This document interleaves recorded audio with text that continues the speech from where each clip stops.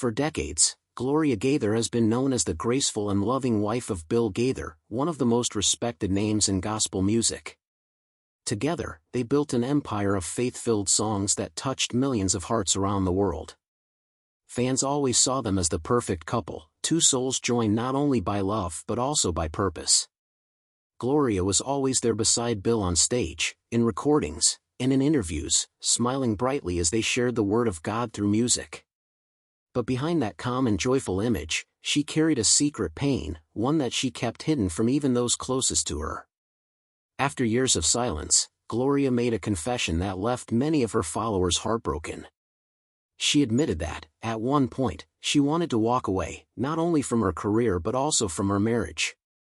It wasn't because of betrayal, loss of faith, or anger. It was something deeper and more personal. Gloria confessed that she had lost her sense of self. She said she felt like she was disappearing into the shadow of everyone's expectations, a woman who was living for others but no longer recognized herself. Her honesty shocked fans and made them see her not just as a gospel icon but as a woman who had silently battled emotional exhaustion and identity loss for years. Gloria's breakdown didn't happen overnight. It was the result of years of emotional strain and constant demands from both her family life and her musical career. By the early 1980s, the Gaither trio and their ministry were at their peak, performing all over the country and releasing hit after hit. On the outside, everything looked perfect, the concerts were packed, the albums sold well, and their marriage seemed unshakable. But deep inside, Gloria was crumbling. In a private note later discovered from her personal writings, she wrote, "I feel myself disappearing day by day into the shadow that others expect me to maintain." That sentence revealed the truth she had been hiding. She felt trapped by her own success. She was exhausted by the endless pressure to be strong, faithful, and joyful. At one point, Gloria even wrote a statement declaring her intention to step away from both her work and her family for a while, a desperate attempt to find herself again. Close friends and colleagues noticed her absence from songwriting meetings and performances. Even though her marriage to Bill remained strong, their creative energy as a couple began to change. Between 1978 and 1983, her name still appeared on song credits, but she was rarely seen or heard from in public. The woman who once wrote songs about hope and redemption was quietly searching for her own. The real turning point came during a music conference in Nashville.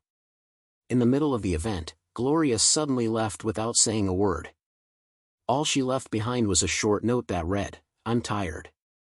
I've tried long enough to be what everyone expected." Those few words spoke volumes. For the first time, she could no longer pretend that everything was fine. Her heart was heavy, and her spirit was worn out. After that incident, her husband Bill began performing alone at several events, and fans noticed her absence. During a quiet conversation later, Gloria confessed to a close friend, "I thought about leaving, not because I stopped loving my family, but because I no longer felt like I existed in it." Her words reflected a woman lost between love and loneliness, someone who had given everything to others but left nothing for herself. Yet even in that pain, she began to channel her emotions into her songwriting. During this dark period, she wrote songs like "Even So," "Lord Jesus," and "Something Beautiful," both of which spoke about rediscovery and healing. She later said, "Every time I write a lyric, it's a way for me to reclaim my own space." Through her music, Gloria began to rebuild her strength. Her quiet faith and artistic expression became the tools she used to heal her broken spirit and slowly find her way back to herself. Long before Gloria became known as a songwriter and Bill Gaither's partner, she was a woman shaped by faith, tragedy, and intellect. Born in 1942 in Battle Creek, Michigan, she grew up in a deeply Christian home. Her father was a strict pastor, and her mother served in the church office. From an early age, Gloria was taught the values of duty, humility, and sacrifice. She excelled in school and was known for her love of literature and theology. But her life took a painful turn when her mother passed away from heart problems just before Gloria started college. That loss shook her faith and left her searching for answers. She once wrote in a letter, "I wonder what would happen if God called me to do something I wasn't ready for." Her mother's death forced her to question not only her beliefs but also her purpose. Later, at Anderson University in Indiana, she studied English and sociology, writing essays about faith, freedom, and the struggles of Christian women. Her writings already showed deep emotional awareness and a longing for spiritual truth. These early experiences, the strict religious upbringing, the loss of her mother, and her inner curiosity, laid the foundation for her future work. They also helped shape the sensitive and introspective woman she would become, one whose faith was not built on perfection but on understanding human weakness and resilience. When Gloria met Bill Gaither at Anderson University, their connection was immediate. Both were passionate about faith and music, and they quickly became partners in every sense of the word. They married in 1962 and began performing together soon after. Their partnership gave birth to the Gaither Trio, and eventually, the Gaither Homecoming series that would change gospel music forever. Between 1965 and 1975, they performed hundreds of concerts a year, recorded dozens of albums, and inspired millions. Yet, as their fame grew, something inside Gloria began to fade. Bill's name often appeared first in headlines, and many fans saw him as the face of their ministry.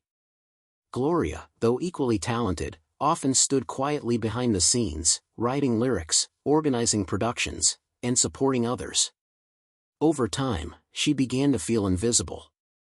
She once said that even though she was surrounded by love and success, she struggled with her own identity. The more she gave to her family, to Bill, and to her ministry, the more she felt she was losing herself.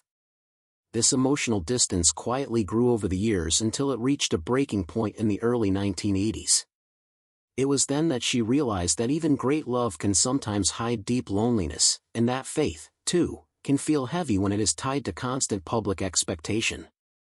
Throughout the early 1980s, Gloria's private writings revealed her ongoing struggle with identity and faith. In one of her notes, she wrote, "There are days when I can't name my feelings. I'm present in meetings and performances, but in my mind, I'm outside of everything." Those words captured her silent suffering. Even while appearing at church events and gospel conferences, she felt disconnected from her own life.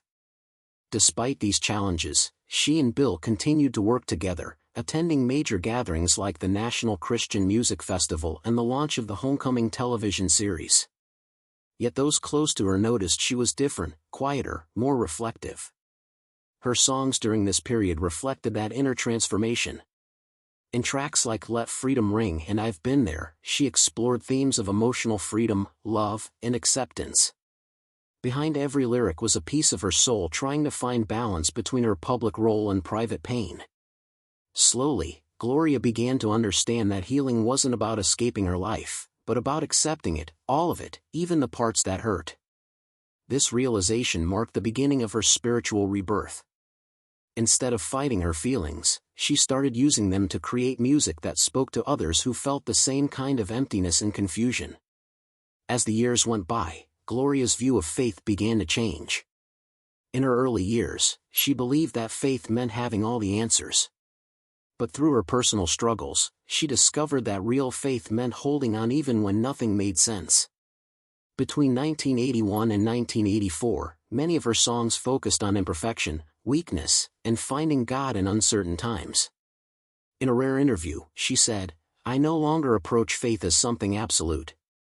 I am learning to believe in conditions of uncertainty." This was a powerful statement from a woman known for her deep religious roots. It showed that she had found peace not by pretending to be strong but by admitting her human limits. Her songs from that era, like He Will Carry You and I'm Free, reflected this new spiritual understanding. They were gentle reminders that God's love doesn't require perfection. This new perspective also influenced the direction of the Gaither Homecoming projects. Her songwriting became more real, personal, and relatable. She began to teach that grace is not about never falling, it's about learning to rise again. Through her honesty, she gave people hope, showing them that faith and doubt can exist together, and that both are part of the journey towards spiritual maturity. By the mid-1980s, Gloria slowly returned to her creative and leadership roles within Gaither Music. Her renewed presence brought warmth, balance, and depth to their ministry. Though she never made a public announcement about her earlier struggles, her songs told the story for her. In a 1990 recording, she said something that summarized her entire journey. "I used to think I had to go to be free, but now I know that freedom lies in being accepted, even when I no longer have the strength to stand by." That line captured her transformation, from a woman who once wanted to walk away to one who found peace in staying. She learned that love, both divine and human, is not about perfection but presence. In her later years, Gloria became a mentor to younger Christian artists, encouraging them to find their own voices and faith paths. Her work continued to inspire generations of believers who saw in her story a message of hope and resilience. Today, Gloria Gaither's confession is not remembered as a moment of weakness but as a symbol of courage, a reminder that even the strongest souls can struggle and still find their way back through grace and self-acceptance. Her journey teaches us that it's okay to break, to question, and to heal, because that is where real faith begins. For more than half a century, Bill and Gloria Gaither have stood as one of gospel music's most inspiring couples. Their partnership went beyond love, it was a divine calling. Together, they wrote songs that lifted people's spirits, gave them hope in dark times, and strengthened faith when the world felt broken. From the very first time Bill met Gloria, he knew she was special, not just because of her musical gift, but because of her heart. Gloria's gentle wisdom and poetic words turned every song they wrote into a prayer. Classics like "Because He Lives," "He Touched Me," and "Something Beautiful" didn't just become hits, they became hymns that millions still sing in churches today. Their lives were built on faith, love, and purpose. But behind their smiles and songs, a quiet storm was building, one that would test Gloria's strength like never before. In recent years, fans began to notice changes. Gloria wasn't appearing at as many Gaither concerts as before. She had always been the heart behind the words, the calm presence on stage beside Bill. Her deep voice and warm laughter brought comfort to audiences. But now, her absences grew longer. Rumors began to spread. Was Gloria Gaither retiring? Was something wrong? The truth was bittersweet. Time had begun to catch up. After decades of writing, traveling, and performing, Gloria's health and energy started to wane. Yet, she refused to stop completely. She told friends that she wanted her final years to be about gratitude, thanking the fans, cherishing her family, and leaving behind words that would live forever. Even as she stepped back from public life, she continued to write poems, letters, and songs that spoke about faith, love, and eternal peace.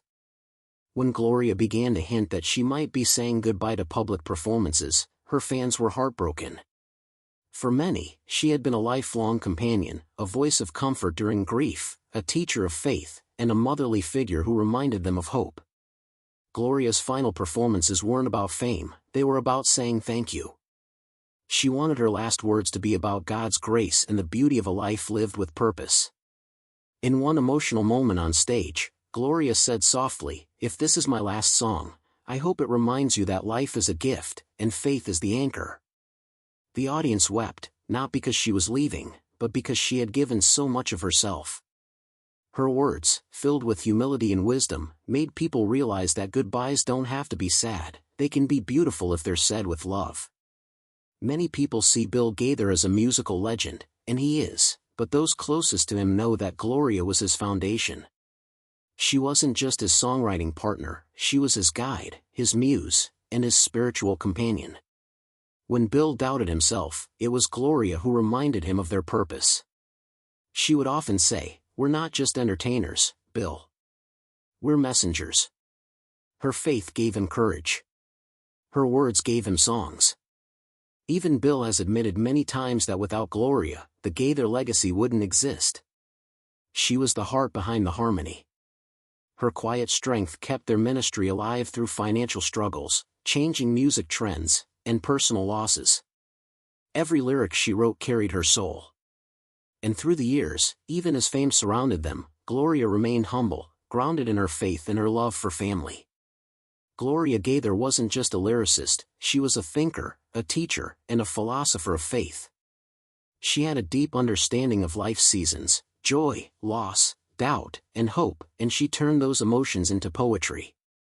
Fans loved how her lyrics felt personal, as if she had written them for each listener's heart. Away from the stage, Gloria was a devoted mother and grandmother.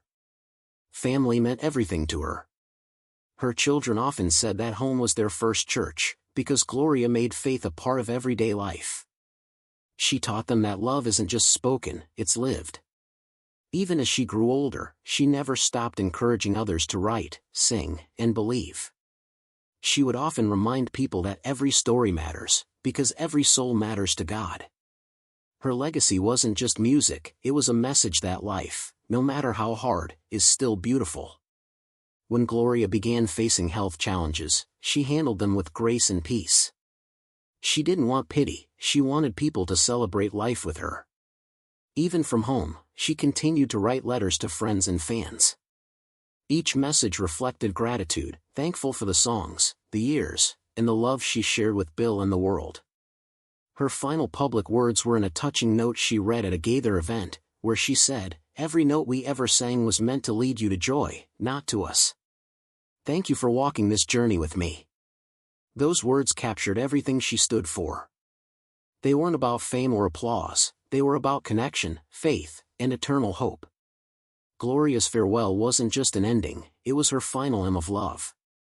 For Bill, watching Gloria step away was one of the hardest things he ever faced. Their lives were intertwined, every concert, every prayer, every song. When she began to fade from the spotlight, Bill continued their mission, but he often spoke about how much he missed her presence beside him on stage. He said once in an interview, "Gloria has always been my home. Every song I sing still carries her voice." Even now, as Bill continues to share their message, you can feel Gloria's influence in every lyric and melody. She may not stand beside him anymore, but her words live through him. Their love story is a reminder that faith can build something eternal, something that even time cannot break.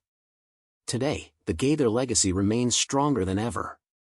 Their songs continue to touch millions around the world. New generations are discovering the power of their lyrics, not because of fame, but because those songs speak truth. Because He Lives has become an anthem of hope across decades. Every time it's sung in churches or played at funerals, it's a reminder of Gloria's faith and Bill's devotion. Fans often say that their music feels like a prayer, and that's exactly what Gloria wanted. She once wrote, "Our songs are not just words. They're windows into grace." Her passing of the torch isn't a farewell, it's a continuation of the mission she started. Her music lives on in the hearts of millions, and through every voice that sings their songs, her spirit endures. As Gloria's time on earth draws to a close, her story reminds us all of what really matters: faith, love, and gratitude. She never sought fame, only purpose. She never chased applause, only truth. Her journey with Bill Gaither has shown the world that music can heal, faith can restore, and love can conquer even the hardest goodbyes. Though she may no longer stand under the spotlight, her words shine brighter than ever. Every lyric, every song, every gentle smile was her way of saying, God is still good. And as Bill continues their legacy, he carries her light with him. Gloria Gaither's farewell isn't a goodbye, it's a reminder that life, when lived with love, never truly ends. Gloria Gaither's life has been a melody of devotion, grace, and everlasting faith. Her final years may have been quieter, but her message became louder: love deeply, live faithfully, and never stop believing in God's plan. Her story with Bill is one of the most beautiful love songs ever written, not just in gospel music, but in life itself. And as fans remember her final words and songs, they know this truth: Gloria's voice will never fade.